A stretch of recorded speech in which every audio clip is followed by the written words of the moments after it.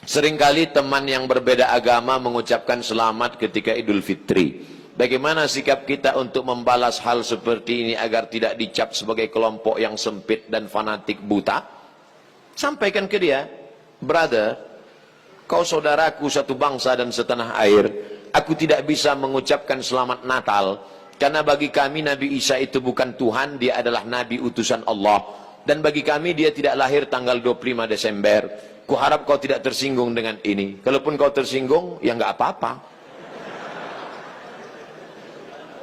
Saya punya sahabat tidak Islam, tapi saya sampai hari ini masih teman baik. Dan dia tidak tersinggung karena dia tahu keyakinan saya. Itulah makna persahabatan. Persahabatan itu seperti kepompong. Berawal dari ulat menjadi kupu-kupu.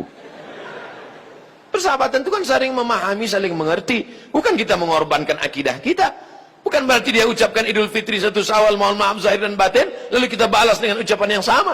Tapi di hari baik, di hari yang lain, saya tetap datang bersilaturahim. Saya tetap datang berkunjung ke rumahnya. Dia beri saya minuman kaleng. Dia tahu dalam akidah saya makan bekas makanan yang tidak halal tidak boleh. Dia kasih saya kue kotak, dia kasih saya minuman kaleng. Kami saling menjaga sampai hari ini. Bukan berarti saya tidak punya kawan beda agama. Semoga Ustadz selalu sehat, amin. Diberkahi, amin. Dirahmati, amin. Mohon motivasi, insya Allah. Pemuda yang berhijrah terkadang merasa putus asa karena selalu teringat dosa di masa lalu. Kalau kau masih ingat dosa, alhamdulillah. Yang khawatir justru kau nggak ingat dosa. Setelah hijrah kau merasa sudah menjadi penghuni surga, yang lain masuk neraka. Setelah hijrah, bapaknya masuk neraka, emaknya masuk neraka. Yang masuk surga cuma dia, istrinya, sama gurunya. Di kaplingnya surga itu. Memang dia panitia akhirat. Orang yang diterima taubatnya, ketika dia mengenang dosa-dosanya di masa lalu, maka hatinya hancur lebur, air mata tak tertahan menetes. Itu orang yang taubat nasuha. Ini sekarang punya banyak juga yang hijrah ini. Ustadz, saya ini dulu nakal. Kartu kuning sudah datang. Banyak juga saya ketemu orang yang sudah hijrah taubat. Apa kata dia? Ustadz, saya ini semua minuman sudah saya minum. Semua perempuan sudah saya rasa. Dari Afrika sampai Eropa. Ente taubat apa bangga? Dosa kok bangga? Ini yang taubatnya diterima Allah SWT. Rasa takut kepada Allah. Apa tujuan puasa 30 hari? Ya ayyuhalladzina amanu kutiba alaikumusyamu kama kutiba alal ladzina min qablikum la'allakum takut. Wahai engkau saudaraku, engkau sudah punya rasa takut dalam hati. Dengan bekal takut inilah engkau akan masuk ke dalam surga Allah Subhanahu wa taala. Ada orang minta jasadnya dibakar, abunya di laut dihanyutkan.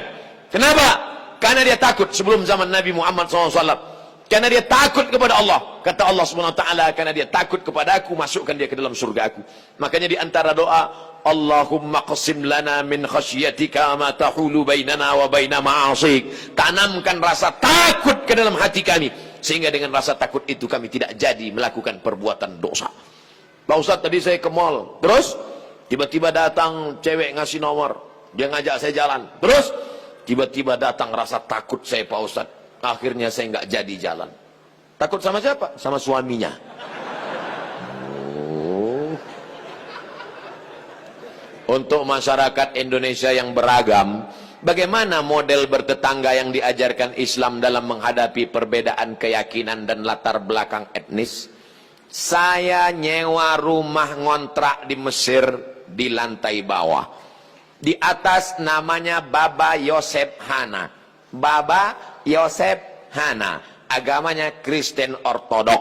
Saya bertetangga 2 tahun, dari tahun 2000 sampai 2002. 2002 bulan November pulang. Suatu ketika kami datang mengadu ke Baba Yosef.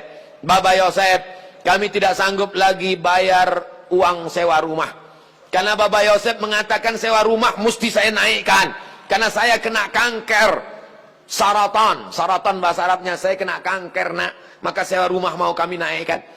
Kalau Baba Yosef menaikkan sewa rumah, apa boleh buat? Kami pindah dari rumah ini, Baba Yosef. Kenapa? Karena kami juga lebih dahsyat kanker kantong kering. Tahun 98, 99, 2000 krisis moneter. Apa kata Bapak Yosef? Kalian jangan pindah, tetaplah di rumah ini. Setiap acara Pak Dubes datang, Bapak Yosef kami undang makan bersama. Dan dia juga tetap baik dengan kami. Kami tahu kami berbeda, maka mengucapkan tidak assalamualaikum, tapi kalau ketemu sabahal khair, selamat pagi, sabahan nur, selamat siang, masa al khair, selamat petang, selamat malam. Kami saling menjaga. Apakah karena berbeda lalu kemudian kami berkumpul bersama? Ini tuan rumah beda agama, mari kita siapkan pisau dapur, kita bunuh dia malam-malam. Wala ana abidum ma'abadtum wala antum abiduna ma'abud lakum dinukum waliyadin. Kami tetap bisa bekerja sama. Di Indonesia, tetangga dekat rumah saya non muslim, kami bertetangga, tidak pernah konflik sampai hari ini. Mereka saya khawatir yang ribut-ribut di internet ini yang nggak bertetangga malah ribut. Manusia gagal paham. Kalau ada orang gagal paham, kita kasih paham, insya Allah dia paham. Yang jadi masalah ini, ada orang-orang yang cari makannya dari gagal paham. Kalau nggak gagal paham, nggak makan. Bahaya ini manusia. Mesti dibina. Kalau tidak bisa dibina, dibinasakan.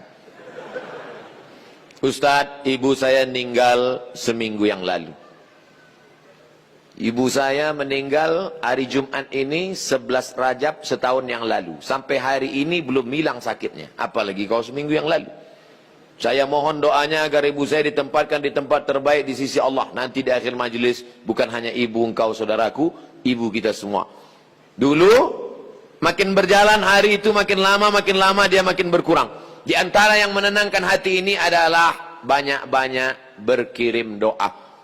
Habis setiap solat, Allahumma firlaha warhamha wa'afiha wa'afu anha. Kalau kau sanggup baca sekhatam Quran, bacakan sekhatam. Tak sanggup sekhatam, baca Yasin. Tak sanggup Yasin, baca Fatihah. Fatihah tak juga sanggup, parah kali. Habis itu pula, kalau kau ada duit gaji sedekah, belikan beras 10 kilo, sarden, ikan, kumpul, masukkan ke kresek, serahkan ke anak yatim. Sebutkan, ni anak yatim tolong doakan almarhumah ibu saya. Di mana dulu tempat dia sholat, kau buka sajadah sholat kau di situ, menenangkan hati. Wasta'inu bis sabri wassalah. Mintalah tolong kepada Allah dengan sabar dan sholat. Saya tahu, man lam yadhuq lam ya'rif man lam yadhuq. Orang yang tak meninggal ibunya, tak dapat dia merasakan bagaimana sakitnya kehilangan. Oleh sebab itu maka yang masih ada ibunya, pulang dari sini, kau belikan makanan kesukaannya, datang ke rumahnya, cium tangannya, suapkan makanan, peluk dia, cium keningnya, senangkan hatinya. Hanya itu yang dapat membuat kau bahagia. Kalau kau ingin rezekimu seperti rezeki raja-raja, perlakukan ayah ibumu seperti raja. Insya Allah semua kesulitan hidupmu akan diberikan Allah kelapangan, insya Allah. Amin ya rabbal alamin. Sebelumnya mohon maaf Ustaz, pertanyaan ini keluar dari materi hari ini. Belakangan ini saya lihat banyak perkumpulan orang-orang atau komunitas mengaku Islam modern atau Islam yang bersatu dengan budaya. Bagaimana cara kita memandangnya agar kita tidak disebut musyrik dan diterima di kalangan masyarakat sebagai pecinta budaya daerah? Ini pertanyaannya umum. Kalau mau nanya ke saya masalah hukum fikih, sebutkan secara spesifik satu contoh kasus. Karena kalau cerita masalah budaya, maka saya pencinta budaya. Peci ini agama atau budaya? Budaya. Mana ada hadis Nabi, sahabat, tabi'in, Imam Syafi'i pakai peci? Ini budaya. Saya pakai budaya ini sekarang. Maka kemana-mana saya mau menunjukkan budaya. Ketika di Maroko pun waktu sidang S3 saya pakai. Saya mau menunjukkan saya orang Indonesia. Saya pakai batik. Batik itu budaya? Budaya. Apakah salah saya pakai peci dan batik? Tidak. Ada juga orang mengatakan, jangan pakai batik gambar burung, nggak boleh dibawa sholat. Kenapa? Karena dalam burung itu ada tai. Gimana ceritanya?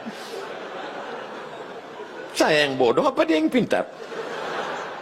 Selama budaya itu tidak mengandung unsur kemusyrikan, merusak akidah, maka ada syarat dan ketentuan berlaku.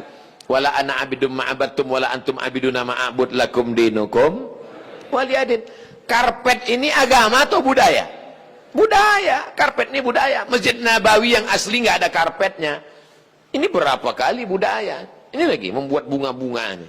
Ini budaya semua nih. Bunganya mati lagi. Oleh sebab itu maka bahkan masjid kita pun banyak budaya. Ini bangunan melengkung di tengah.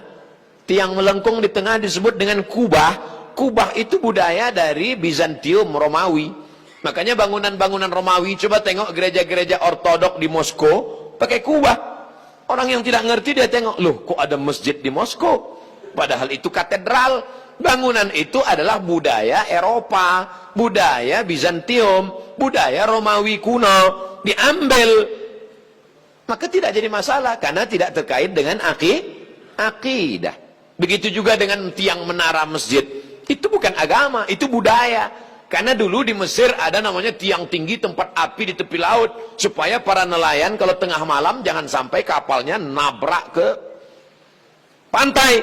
Maka disebutlah tempat itu mercusuar, sehingga di tengah malam dia ngelihat. Waktu itu belum ada GPRS. Maka dia lihat, oh kita udah dekat di tepi pantai, maka layar mesti diarahkan ke melawan angin supaya kapal tidak laju, supaya tidak kencang. Lalu kemudian ketika orang Islam melihat ada menara tinggi, apinya dibuang, muazzinnya naik ke atas. Allahu Akbar, Allahu Akbar. Sekarang muazzinnya di bawah, mikrofonnya ke atas, sound systemnya di atas. Sekarang nggak ada lagi kabel, wireless. Ini semuanya budaya. Selama budaya itu tidak merusak akidah, maka boleh. Yang nggak boleh itu budaya celana pendek. Kenapa? Karena melanggar syariat Islam. Nampak pangkal paha dan lutut, tidak sah salat. Selama budaya tidak melanggar akidah, maka dia boleh dilaksanakan. Budaya itu apa Pak Ustaz? Hasil cipta karya karsa manusia yang tidak ada wahyu di dalamnya.